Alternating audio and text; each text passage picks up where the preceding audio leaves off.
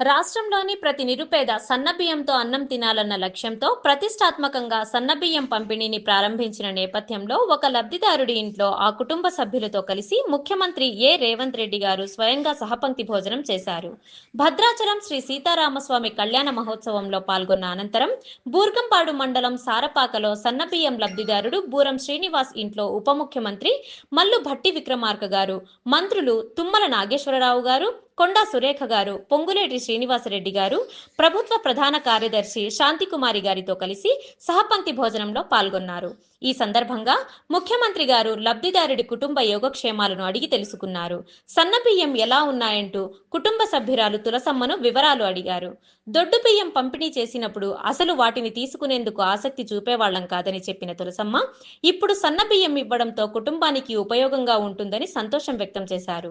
200 units వరకు ఉచిత current, 500 రూపాయల గ్యాస్ సిలిండర్ వంటి పథకాలు అందుతున్నాయా అని సంక్షేమ పథకాల గురించి ముఖ్యమంత్రి గారు వారి నుంచి ఆరా తీశారు. ఉచిత బస్సు సౌకర్యం కల్పించడం వల్ల తమకు ఎంతో ఉపయోగపడుతుందని తులసమ్మ ఆనందం వ్యక్తం చేశారు.